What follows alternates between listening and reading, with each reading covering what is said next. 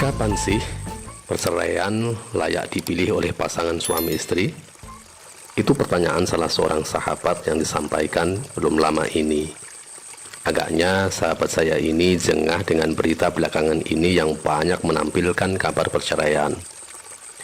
Sebenarnya kabar perceraian semenjak dulu sudah banyak menghiasi media massa, apalagi bila menyimak infotainment yang mengisahkan kehidupan para artis, para pesohor.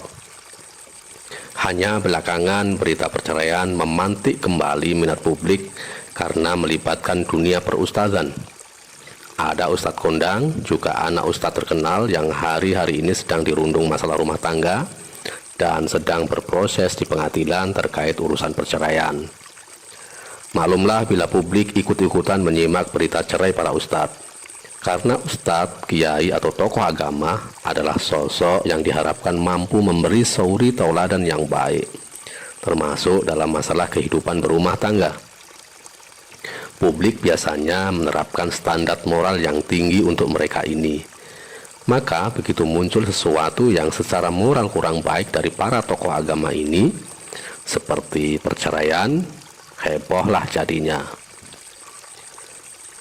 Kapan perceraian itu layak dipilih? Kembali ke pertanyaan sahabat saya itu. Kalau mau jawaban yang sederhana, ya saat salah satu atau dua orang dari pasangan suami istri itu tak lagi yakin dengan pernikahan yang dijalaninya. Tak yakin kalau mampu mewujudkan tujuan, cita-cita, mimpi-mimpi yang pernah dibangunnya. Saat salah satu saja sudah tidak yakin, ibarat burung yang sayapnya patah sebelah, tentu tidak mudah lagi untuk bisa terbang mengelilingi angkasa. Saat salah satu pihak, bisa suami, bisa pula istri, tak lagi yakin dengan masa depan pernikahan dan ingin mengakhirinya, siapa yang bisa menolaknya? Tentu tidak ada. Merekalah yang menjalani, mereka pula yang berhak menentukan pilihan.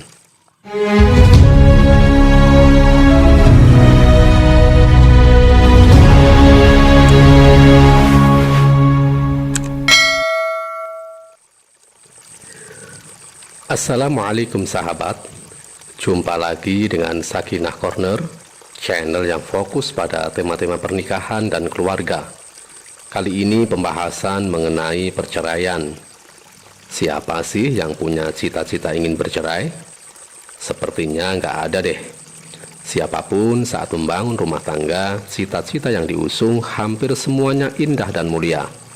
Ingin langgeng, ingin damai, ingin bahagia, sakinah, mawaddah warahmah dan semacamnya. Namun faktanya, perceraian makin banyak saja peminatnya. Mengapa ini bisa terjadi? Ya, karena cita-cita indah dan mulia saja tidak cukup. Dalam rumah tangga atau bahkan dalam kehidupan apapun, di samping punya cita-cita, yang tak kalah penting adalah memiliki kemampuan merawat dan memperjuangkan cita-cita itu. Tanpa kemampuan yang memadai dalam merawat dan memperjuangkan, cita-cita seindah apapun hanya berhenti menjadi cita-cita. Kalau di depan tadi, sempat saya singgung bahwa bercerai bisa menjadi pilihan saat seorang suami atau istri, atau bahkan keduanya tak lagi yakin dengan pernikahannya. Tentu saja pernyataan itu masih butuh penjelasan, agar tidak terkesan menggampangkan masalah. Seakan begitu mudahnya alasan untuk bercerai. Saat nggak yakin, saat nggak happy, saat nggak cocok, cerai deh. Tentu yang saya maksud dengan ketidakyakinan di sini bukan sekedar didasari oleh pertimbangan-pertimbangan emosional. Emosi seseorang mudah berubah, apalagi bagi mereka yang masih labil antara senang, cinta, marah, benci, sedih, yakin, nggak yakin, bisa datang begitu cepat seiring suasana hati. Maka, yang saya maksud dengan ketidakyakinan terhadap masa depan pernikahan, ketidakyakinan tergapainya cita-cita ataupun impian indah adalah berdasar analisa objektif, berdasar pada pertimbangan rasional dan bahkan spiritual.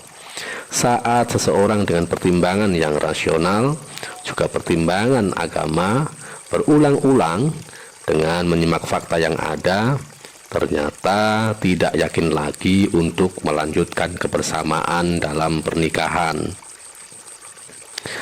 Bentuk konkret alasan layak memilih perceraian paling tidak bisa dipetakan dalam 3 keadaan. Yang pertama, saat agama tidak terjamin keamanannya. Saat pernikahan sudah tidak mampu menjamin seseorang menjalankan agama yang diyakininya, atau paling tidak menghalangi kebebasan seseorang untuk beribadah, maka perceraian layak untuk dipertimbangkan. Misalnya saat ada seorang suami yang melarang istri atau menghalangi istri untuk menunaikan sholat, puasa wajib, ataupun kewajiban-kewajiban syariat yang lain. Pernikahan seharusnya membantu dan menguatkan para pelakunya, juga seluruh anggota keluarga untuk makin soleh, makin dekat dengan Allah. Pernikahan idealnya menempatkan suami istri menjadi pakaian untuk yang lain yang saling memperindah, termasuk dalam urusan ketakwaan. Bila ternyata yang terjadi sebaliknya, tentu perlu dipertanyakan untuk apa melanjutkan pernikahan yang seperti itu. Tentu ikhtiar untuk mencari solusi, mengupayakan titik temu semaksimal mungkin harus diperjuangkan. Saat titik temu tak berhasil diperoleh, ya mau gimana lagi? Kedua, saat tak ada jaminan keamanan fisik dan non-fisik. Saat keamanan fisik dan mental tak terjamin dalam sebuah rumah tangga, maka penting untuk mengevaluasi tentang keberlanjutan rumah tangga itu sendiri. Kekerasan, baik kekerasan fisik maupun mental, apapun bentuknya, pasti sangat mengganggu kenyamanan keluarga, terlebih bagi para korban. Dalam banyak kasus, kondisi ini meninggalkan dampak psikis yang luar biasa, trauma.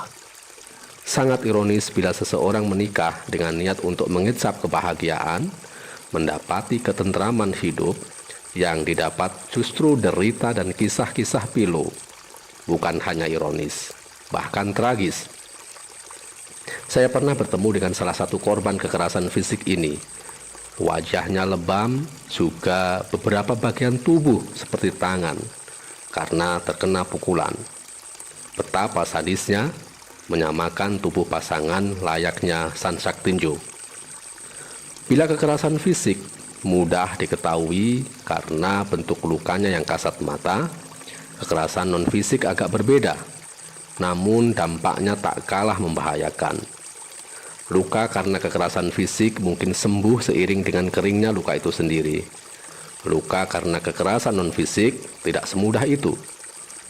Kekerasan non-fisik dibagi menjadi 2, yaitu yang pertama kekerasan verbal. Kekerasan yang dilakukan lewat kata-kata, contohnya membentak, memaki, menghina, menjuluki dengan julukan yang buruk, meneriaki, memfitnah, menyebar gosip, menuduh, menolak dengan kata-kata kasar, mempermalukan di depan umum dengan lisan, dan sebagainya. Yang kedua, kekerasan psikologis atau psikis. Kekerasan yang dilakukan lewat bahasa tubuh, contohnya memandang sinis, memandang penuh ancaman, mempermalukan, mendiamkan, mengucilkan, memandang yang merendahkan, mencibir, ataupun memelototi. Harusnya dengan menikah, praktek-praktek kekerasan tidak menemukan tempat. Menikah berarti saling melindungi karena masing-masing menjadi amanah yang harus dijaga oleh yang lain. Amanah yang tidak hanya dipertanggungjawabkan pada keluarga, pada manusia, tapi juga kepada Allah. Bila seorang suami atau istri tak mampu menjamin pasangan dari kekerasan tangan, kaki, mulut, ataupun sikapnya, itu artinya dia telah mengkhianati amanat yang diembannya. Ketiga, saat pasangan suami istri tak mampu lagi menyelaraskan perbedaan yang bersifat prinsip, dan bila dilanjutkan hanya akan memperparah konflik yang ada. Berbeda itu biasa, lumrah saja. Namun bila perbedaan terjadi pada hal-hal yang bersifat prinsip seperti pandangan hidup, cara berperilaku, cara menyikapi persoalan yang datang, cara menyikapi keberadaan yang lain, dan masing-masing kekeh dengan prinsipnya, itu tentu hanya menambah daftar panjang pertengkaran yang ada. Perselisihan yang berkepanjangan hanya menyebabkan agenda-agenda penting rumah tangga makin terabaikan. Dalam kondisi seperti ini, sulit rasanya rumah tangga menemukan kata damai, kecuali bila masing-masing segera menyadari pentingnya mengakhiri konflik dan belajar menyikapi perbedaan secara bijak. Tanpa kesadaran islah, maka jumlah korban makin banyak, termasuk anak-anak yang mestinya tak layak menjadi korban. Bila salah satu dari 3 keadaan di atas terjadi dalam sebuah keluarga, dan dari mereka sendiri tak ada upaya serius untuk memperbaiki keadaan, maka sangat bisa dimengerti bila pilihan bercerai yang kemudian diambil. Namun demikian, saat perceraian dipilih, mestinya tetap berupaya bijak, khususnya dalam menyikapi tanggung jawab pada anak hasil dari pernikahan. Bila hubungan suami istri mengenal kata akhir, hubungan anak dan orang tua tidak selesai hanya karena orang tuanya berpisah. Ada prinsip indah dalam mengakhiri pernikahan ataupun melanjutkan ikatan itu dengan tetap mengedepankan cara-cara yang baik, sebagaimana yang digariskan dalam Al-Quran, surah Al-Baqarah ayat 229. Fa'imsakum bima'ruf aw tasrihum bi ihsan. Bila bertahan, jalani dengan baik, atau bila terpaksa berlepas atau berpisah, ya berpisahlah dengan baik. Bila prinsip ini berhasil dilakukan, maka bisa saja hubungan pernikahan berakhir, namun hubungan persaudaraan tetap terjalin baik. Mari tetap berjuang menguatkan keluarga kita, tetap happy, tetap tersenyum, jangan lupa bahagia.